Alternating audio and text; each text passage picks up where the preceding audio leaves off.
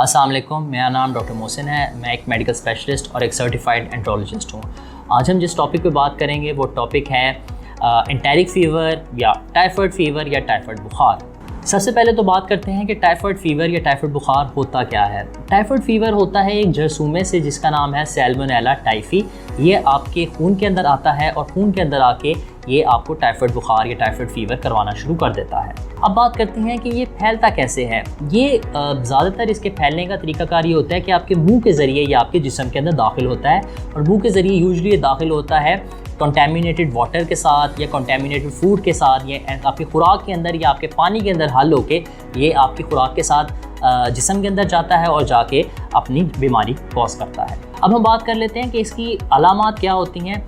Typhoid बुखार या enteric fever की अलामात होती हैं कि हाई ग्रेड फ़ीवर होता है, 101-102 तक बुखार चल रहा होता है, जिस्म में शदीद दर्दें होती हैं, कभी कभी जिस्म के अंदर लाल निशान जिनको रोज़ स्पॉट्स कहते हैं वो बनना शुरू हो जाते हैं। इसके अलावा मरीज़ों को लूज़ मोशन या डायरिया लग सकता है या कॉन्स्टिपेशन भी हो सकती है। ये बहुत सारी अलामात में से कुछ अलामात हैं जो कि टाइफाइड फ़ीवर के अंदर देखी जाती हैं। अब बात कर लेते हैं कि टाइफाइड फ़ीवर के अंदर टेस्ट कौन से करवाने होते हैं। जो ज़रूरी टेस्ट इसमें करवाने हैं वो एक सादा सा एक CBC और एक ब्लड कल्चर है। ये टेस्ट करवाना बहुत ज़रूरी है।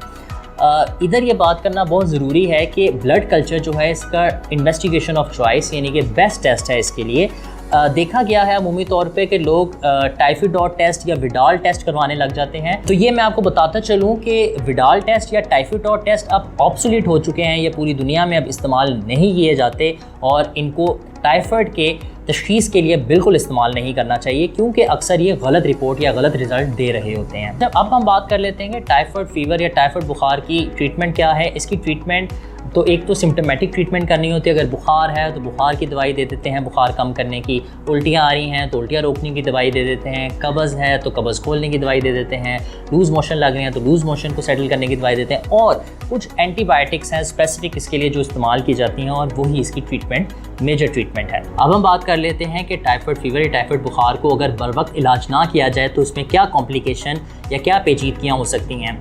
टाइफाइड का अगर इलाज ना किया जाए तो ये मेनिंजाइटिस या गर्दन तोड़ बुखार करवा सकता है, ये नमूनिया करवा सकता है, ये आंतड़ियों के अंदर सोजिश करवा सकता है, और आंतड़ियों के अंदर ये परफोरेशन करवा सकता है जिसको हम कहते हैं आंतड़ियों में सुराख हो जाना, और जिसकी वजह से पेरिटोनाइटिस हो जाता है या पेट के अंदर सारा इन्फेक्शन फैल जाता है। अब हम बात करते हैं कि टाइफाइड बुखार से प्रिवेंशन या बचाव कैसे किया जा सकता है। पहली बात तो ये हैंड हाइजीन का ख्याल रखें, हाथ धो के खाना खाएं, पानी अगर ऐसी जगह पे इस्तेमाल करें जहाँ पे आपको शक है कि पानी कंटेमिनेटेड हो सकता है तो उसको बॉईल करके इस्तेमाल करें, और इसके साथ आप इसकी वैक्सीन भी लगवा सकते हैं जो कि पट्टे के अंदर लगती है, और एक वैक्सीन जो है वो कम से कम 2 साल तक आपको प्रोटेक्शन देती है। आज की वीडियो में बस इतना ही। उम्मीद है हमारी वीडियो आपको पसंद आई होगी और हमारी वीडियो से आपको कुछ ना कुछ फ़ायदा ज़रूर हुआ होगा। अगर आप इस टॉपिक पे हमसे मज़ीद डिस्कस करना चाहते हैं तो आप हमें ईमेल कर सकते हैं या हमें आप व्हाट्सएप पे रब्ता कर सकते हैं। अपना ख्याल रखिएगा। शुक्रिया। अल्लाह हाफ़िज़।